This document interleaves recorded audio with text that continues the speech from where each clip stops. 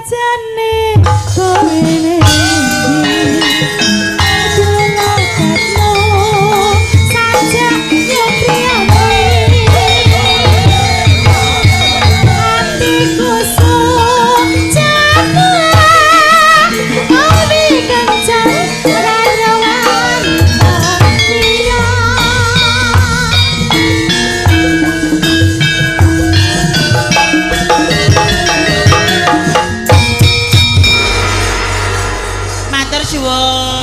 Saya kalau pemandu Pak sih.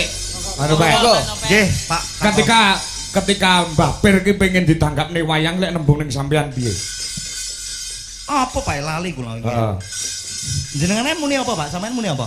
Ora ya awakmu nanggap apa Pak ngono. Oh, dijawab wayang. Wayang. Nggih. Saya singane wayang. Nek murah-murah ya kledek le aku.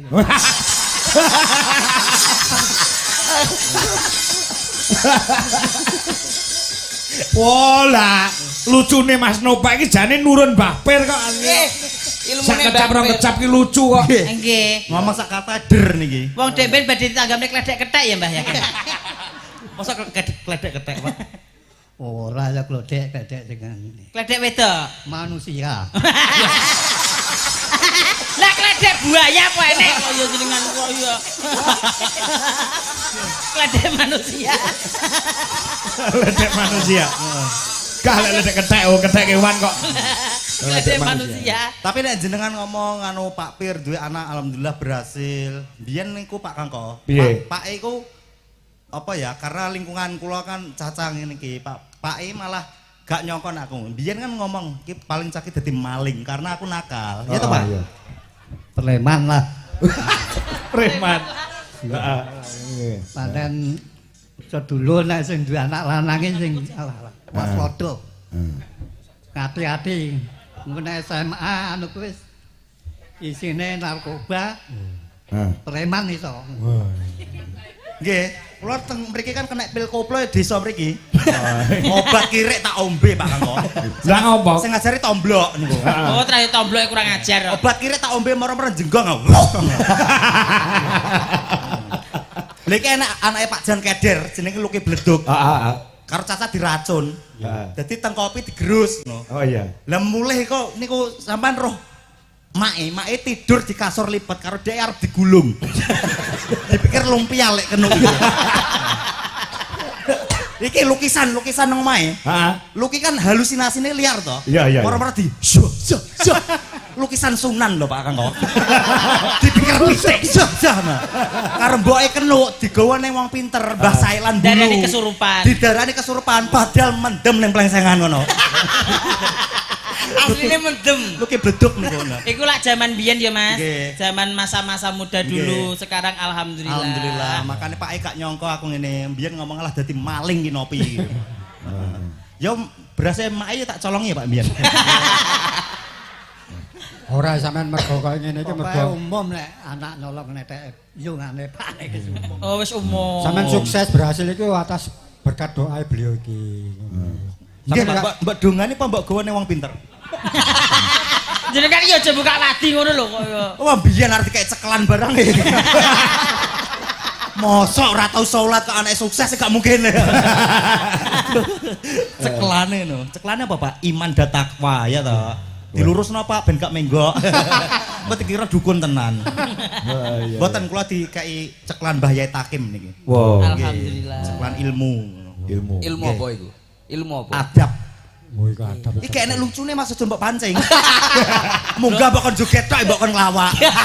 Lah sembayare aku sapa? Masa aku bayari awakku dhewe. Lah iya. Ya ora apa-apa to ya. Bayar kowe bingung ya. Kayak duit pos Samsu. Bayar rokok tok gelem. Ngono ae Pak. Aku tak mulai aku. Piye? Lek apa? Ketoke bayaran rokok tok iki. Lanjut. Ngapunten Pak Dalang. Jadi kaya ngono ya Mas Nopek perjuangane Mbak Pir ning sampean ya. Nggih, kula nggih mboten nyangka maksudnya tiang-tiang biyen kok sekti-sekti, maksudnya nggih mangan saben dina kan ya maksudnya kecukupane damel maem niku. Heeh, cukupe nggo mangan tok. Nggih, kula mbiyen enek wayangan apa wonten apa. Niku nggih njaluk jajan ning dalan niku gak iso nukono.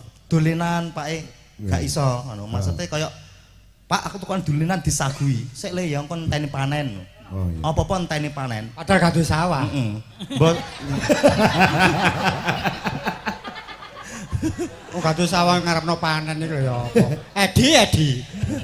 Lho kuwi ulas-ulase piyai sepuh nyenengke ning anak. Ora kok derek nolak ning ngenteni apa wektu sing pas gitu lho. nggih, maksudnya biyen apa-apa njaluk kok dijanjeni tok. Ketika aku sukses kok njaluk makin larang-larang ya. Oh, ceritane ora ikhlas ngono to, Mas. Ikhlas. Bar ki apa neh lho bar ki. Mumpung apa Pak Pir. Pak Kangko dinyang selawe ra gelem ya. Selawe iki nanggap YouTube kuwi ae. Bener Mbak Pir lho nek murah-murahan yo kledek ele. Kledek ae. Nah niki makane karena enggak dapat nikan salindri akhirnya Pak Mbah Warti, Pak muni ngene Pak Kangko. Piye? Wis dalang wis tuwek-tuwek tak golek makin tuwek pisan. Digolek Mbah Warti. Oh gak Mas ngomong aku ngene. Pripun? Mang jane aku njaluk nikan salindri. Dadi aku golek sing mirip-mirip nikan salindri. Dadi iki mirip nikan salindri. Niken Salindri 70 tahun kas yo ngono kuwi lho rupane. Sumpah. Iya. Tak klete sandangan iki jil utuh boten aku lari iki. Oh, jenengan Oh, tanglet. jangan tanglet. Lek Warti niki. Oh, pripun? Tanglet pripun? Lah kok karek dalange kono duwe seragam ora ngono. Oh, lah niku nggih utuh mboten cacah tikus nonton lho. Jan gak payuke sandangan. Suwi gak tahu kanggo. Gak tahu nganu. Tapi Bu Warti ini tiap bulan pasti ada acara, Mbah. Nggih. Alhamdulillah sekali sama Abah Kirun, sama dalang-dalang kondang ngoten niku. Soalnya Mbah Warti itu bukan diambil orangnya. Jadi cuma suaranya aja. Jadi ngoten niku. Berarti gambarnya diburem ya apa Pak? Ora Ngawur maksudnya- Mbak Manoy. Maksudnya iki Ngenyek ngono kumbang. Ora ngono maksudnya iki ngene lho Mas, Betul. sebagai guru sebagai senior. Nah, aja didelok orang itu jangan dilihat Gambare. gambarnya, dilihat suaranya dan ilmunya. Nggih. Seperti itu. Aku biyen sih marah yo Bu Warti. Bu Warti nggih. Makane Bu Warti pas rene aku takok, "Lha iki nyontekno ora, Pak?" Jenengan yo Oh sehat toh. Tapi Bu sehat Warti. tuh Bu ya, Warti Pak. niki. Sehat tenan. Mbok sawahe Mbah Pir kekno Mbah Warti lak gelem. Purun, Mbah. Oh, purun. Kok gampang menjawabnya? Purun, Mbah, sawah. Purun. Kon yo gelem tak kiyo pisan. Kowe kira yo jahat. Tuamu mbok kuwi. Sehat. Oh iya. Yes. Wis anu ya Mbak Pir wis seneng ya wis. Alhamdulillah seneng happy niki. Hampir Seneng mugi happy. Iki umure tambah dawa iki. Tambah Oke. dawa, amin. Mungkin nek jenengan sias kali Mbah Warti mungkin kula sewakne odong-odong. Mau bener cedek ya kok. Paling sewane 200. Oh dadi mantene mentunakne ondong-ondong. Nggih, temane odong-odong bar masuk angin. Mama karo Mbak Warti mas kawinnya remason ya, Pak. Jenengane Mas Nopek yo aja ngono. Gak iku yo nganu cap kapak.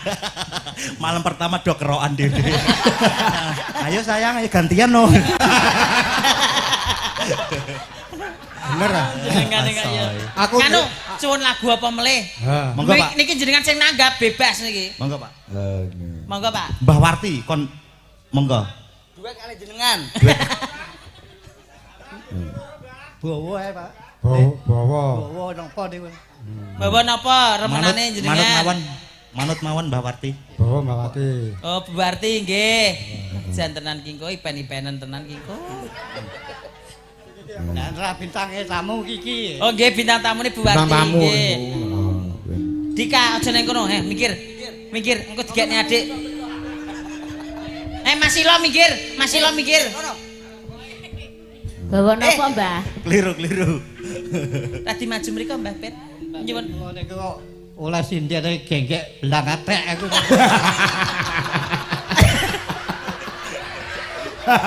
Mbah Pet niku ngelekne kula. Ngelakne kowe ta? Jadi sindene genggek blangtek sini. Kula senes genggek, Mbah. Kula saniki germo. Mundak mangkate. Munggak. Tapi nek ketok ganteng ya tak pek dhewe. Blangtek iki desa kula. Oh, Nggih. blantek. Kayak blantek kowe ya. Heeh. Bawa napa, Mbah? Ayang ngono lho, Mak. Ndang tunjuk ayang. Pangkur Semarangan mawon nggih, Mbah. Wah, iki luar biasa iki. Nggih, Pangkur saya- Semarang iki mongko angel lho iki. Mungkin Mas Dhuwur. Dape lagu dari mana itu loh apa? Oh iya, biasa. Ayo Dik, Warti. Jan iki. Mingkar mingkur. Di mriko, Mbah, madhep mriko, Mbah. Madhep mriko, madhep mriko. Walah, Mas Nopek. Manten anyar tak pijetane.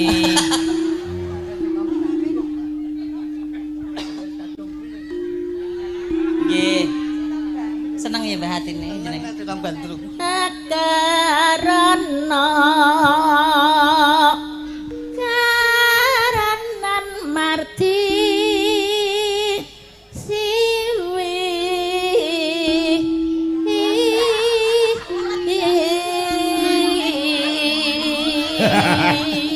Lah iya. Sing nom-nom arep maklum wong Mbah Pir iki senengane ya Budhe Warti kok. Sindel liyane iki apa? Wong lek wis kadung cinta niku nggih Heeh. to, bagaikan tai kucing rasa coklat. Tenang ya, Mbah, aku bolongmu, Mbah. Dinone Bu Warti hari ini. Sinawang resmine kita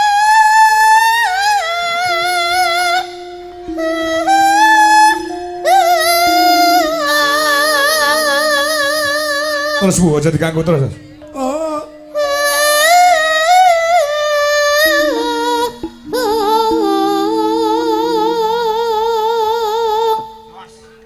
Dian. Sinoba sino harta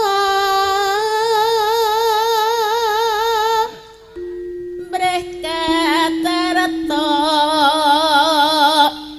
pakar tining ilmu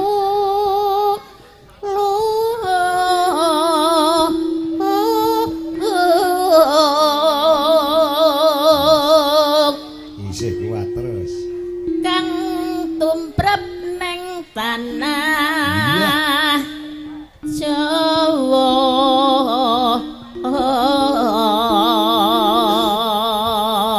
Agama. agama ageming haji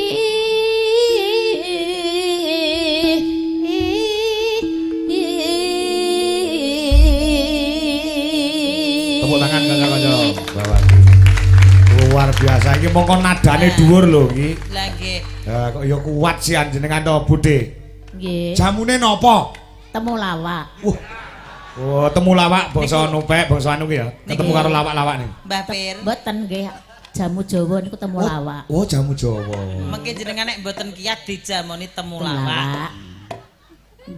Nah. Napa? Iya.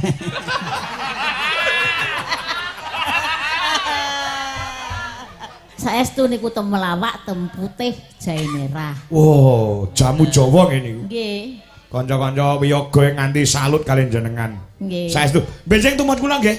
nggih temu pundi Ya nyinden masa arep derep. Mbah Pir jenengan pamit gadah bojo sinden ngoten ayem mboten? Kayem ah. Tinggal. Lho lha napa kok mboten ayem lho? Ora tinggal terus. Hah? Oh tinggali terus. Tinggal terus jaluke bersama terus. Jaluke bersama terus. Kok nek pada iso mulai kesel gandol wong Tak pada esok kesel jadi didemek. Walah. bae niku wau nedhi anu Langgame sinom napa? Sinom apa? gandrung. Sinom gandrung. Oh, sinom gandrung nggih. Nggih. Ya monggo. Wah, lagi gandrung iki. Oh nggih. Lah jenengan pripun to Budhe Warti? Mbah Pir pripun? Mbah jenengan pripun? Mbah Pir pripun? pripun nggih Lah pripun? Mungkin kula pacai basahan, Mbah. Tenan, gratis pun kula endorse mengke. Bu. Kok irek barang ki apa to wong-wong ki? Ngan kopi Satria Mbah Gelis. Ah, no, manut. Pokoke manut Mbah Pir pokoke iki los. langgam. Oh, langgam. jaman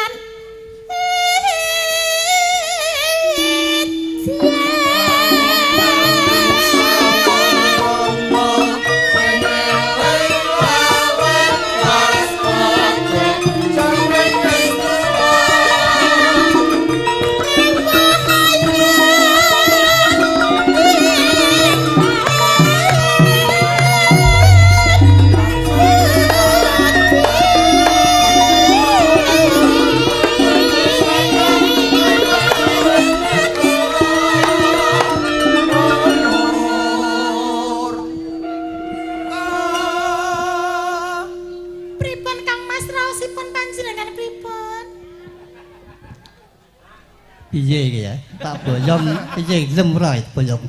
Oh digeboyong mriki purun apa mboten Bu Dewarti? Purun.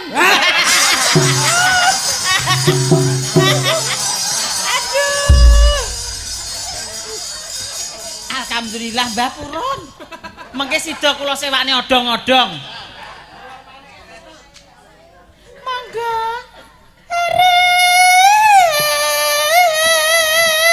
Edian. Ngedian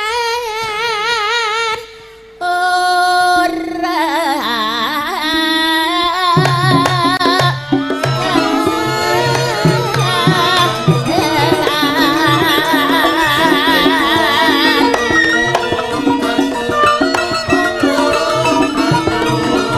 Ojo dipucung.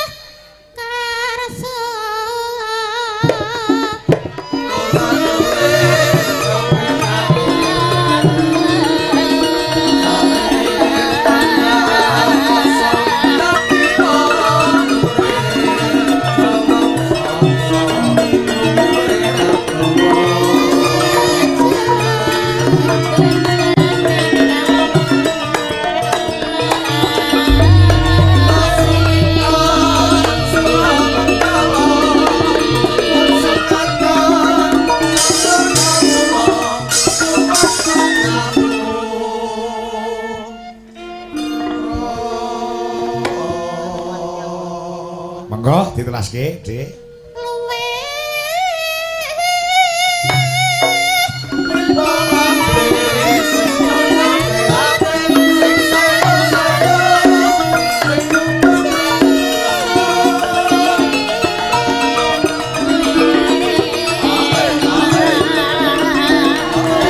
Bablaske ninggal Katrasanas.